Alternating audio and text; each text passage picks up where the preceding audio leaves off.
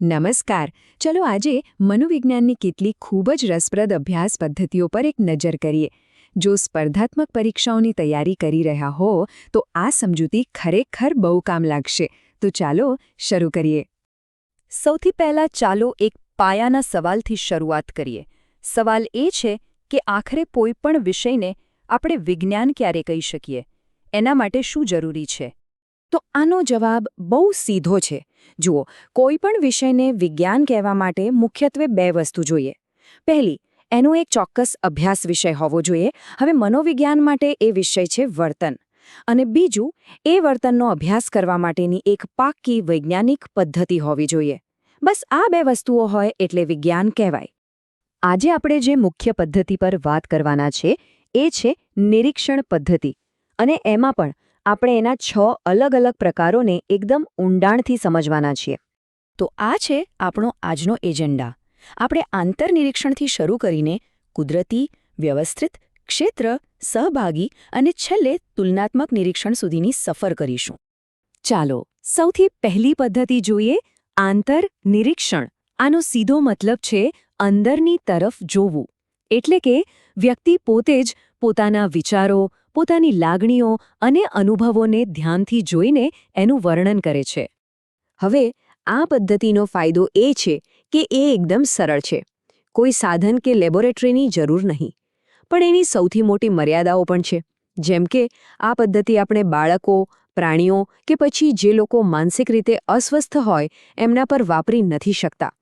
અને એનાથી પણ અગત્યનું આપણું જે અચેતન મન છે, એટલે કે મનનો એવો ભાગ જેના વિચારો વિશે આપણને ખુદને પણ ખબર નથી હોતી, ત્યાં સુધી આ પદ્ધતિ પહોંચી જ નથી શકતી. તો ચાલો એક નાનકડો સવાલ. હમણાં જ આપણે જે વાત કરી એના પરથી કઈ પદ્ધતિને હરતી ફરતી પ્રયોગશાળા કહી શકાય? વિચારો, કારણ કે એમાં કોઈ સાધનની જરૂર જ નથી પડતી. સરસ. હવે આગળ વધીએ અને બે એવી પદ્ધતિઓને સમજીએ જે ઘણીવાર સાથે સમજાવવામાં આવે છે: કુદરતી નિરીક્ષણ અને વ્યવસ્થિત નિરીક્ષણ. જુઓ, કુદરતી નિરીક્ષણ એટલે કોઈ પણ જાતની દખલગીરી વગર જેવું વાતાવરણ હોય એમાં જ વર્તનનો અભ્યાસ કરવો. આમાં કોઈ કંટ્રોલ નથી હોતો. જ્યારે વ્યવસ્થિત નિરીક્ષણમાં શું થાય, એમાં આપણે સીસીટીવી, કેમેરા જેવા સાધનોનો ઉપયોગ કરીએ છીએ, જેથી એ ઘટનાને રેકોર્ડ કરી શકાય અને પછી શાંતિથી એનો અભ્યાસ કરી શકાય. ચાલો આને એક ઉદાહરણથી સમજીએ. ધારો કે કોઈ સંશોધક શાળામાં રિસેસના સમયે બાળકો કેવી રીતે રમે છે અને એકબીજા સાથે વાત કરે છે એનો અભ્યાસ કરે છે, પણ એ પોતે દૂર ઊભા રહીને માત્ર જુએ છે. તો એ કઈ પદ્ધતિ વાપરી રહ્યા છે? હવે પછીની બે પદ્ધતિઓ એવી છે જેમાં સંશોધકને ઘટનાની એકદમ નજીક જવું પડે છે. એ છે ક્ષેત્ર નિરીક્ષણ અને સહભાગી નિરીક્ષણ. ક્ષેત્ર નિરીક્ષણ એટલે કે જે ઘટનાનો અભ્યાસ કરવો છે ત્યાં રૂબરૂ જવું. જેમ કે જો 2001ના ભૂકંપ પછી લોકોના મન પર શું અસર થઈ એ જાણવું હોય તો સંશોધકે કચ્છ જઈને લોકો સાથે વાત કરવી પડે. આને કહેવાય ક્ષેત્ર નિરીક્ષણ. પણ આમાં એક બહુ મોટી મુશ્કેલી છે. જેવી લોકોને ખબર પડે કે કોઈ આપણા વર્તનનો અભ્યાસ કરી રહ્યું છે એટલે તરત જ એમનું વર્તન બદલાઈ જાય છે. એ સ્વાભાવિક નથી રહેતું, કૃત્રિમ બની જાય છે. આ પદ્ધતિનો સૌથી મોટો પડકાર છે. તો પછી આનો ઉપાય શું? આના માટે જ એક બીજી પદ્ધતિ છે, સહભાગી નિરીક્ષણ. આમાં તો નિરીક્ષક પોતે જ એ જૂથનો સભ્ય બની જાય છે. અંદર જઈને એમની સાથે રહીને બધું જુએ અને સમજે છે. જેમ કે કોઈ ઢોંગી બાબાનો પર્દાફાશ કરવો હોય તો એના શિષ્ય બનીને જ અંદરની વાત જાણી શકાય, ખરું ને? ઓકે, તો ચાલો બીજો એક સવાલ. માની લો કે કોઈ ગુપ્ત સંગઠનની અંદર શું ચાલી રહ્યું છે એ જાણવું છે, તો એના માટે કઈ પદ્ધતિ સૌથી અસરકારક સાબિત થશે? ખૂબ સરસ. અને હવે આપણે આવી ગયા છીએ આપણી છેલ્લી એટલે કે છઠ્ઠી નિરીક્ષણ પદ્ધતિ પર. આનું નામ છે તુલનાત્મક નિરીક્ષણ. આ પદ્ધતિના નામ પરથી જ ખબર પડી જાય છે કે આમાં બે અલગ અલગ જૂથોના વર્તનની સરખામણી કરવામાં આવે છે.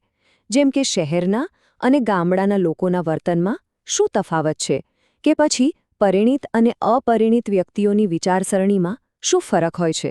બસ આ જ છે તુલનાત્મક નિરીક્ષણ. તો આપણે 6 પદ્ધતિઓ સમજી લીધી. હવે સમય છે એ ચેક કરવાનો કે આપણને કેટલું યાદ રહ્યું. તો ચાલો એક નાનકડી પ્રેક્ટિસ ટેસ્ટ લઈએ. તૈયાર? પહેલો સવાલ, એવી કઈ પદ્ધતિ છે જેમાં જે ઘટના બની રહી છે એને આપણે ફક્ત એક જ વાર જોઈ શકીએ, એનું પુનરાવર્તન શક્ય જ નથી? સવાલ નંબર 2, વન વે સ્ક્રીન કે પછી વિડિયો કેમેરા જેવા ટેકનિકલ સાધનોનો ઉપયોગ કઈ નિરીક્ષણ પદ્ધતિમાં થાય છે? અને આ રહ્યો છેલ્લો સવાલ, જો કોઈ સંશોધક શહેરના બાળકો અને ગામડાના બાળકોની સમસ્યા હલ કરવાની શક્તિની સરખામણી કરી રહ્યો હોય તો એ કઈ પદ્ધતિનો ઉપયોગ કરી રહ્યો કહેવાય? તો ચાલો એક ઝડપી રિવિઝન કરી લઈએ. આંતરનિરીક્ષણ એટલે પોતાની અંદર જોવું, કુદરતી એટલે કોઈપણ કંટ્રોલ વગર જોવું, વ્યવસ્થિત એટલે સાધનોથી રેકોર્ડ કરવો, ક્ષેત્ર એટલે જગ્યા પર જઈને અભ્યાસ કરવો, સહભાગી એટલે જૂથનો હિસ્સો બનવો અને તુલનાત્મક એટલે બે જૂથોની સરખામણી કરવી. અને અંતે સૌથી મહત્વની વાત, માત્ર આ બધી પદ્ધતિઓના નામ જાણવા એ પૂરતું નથી. અસલી મનોવિજ્ઞાન એ સમજવામાં છે કે કયા સવાલનો જવાબ શોધવા માટે કઈ પદ્ધતિ સૌથી યોગ્ય રહેશે. સાચા સાધનની પસંદગી જ સાચું વિજ્ઞાન છે. જો તમને આ સમજૂતી ઉપયોગી લાગી હોય તો ગુજરાતી સાહિત્ય ચેનલને સબસ્ક્રાઇબ કરવાનું ભૂલતા નહીં. અને જે મિત્રો પરીક્ષાની તૈયારી કરી રહ્યા છે એમની સાથે આને જરૂર શેર કરજો. તમારો ખૂબ ખૂબ આભાર.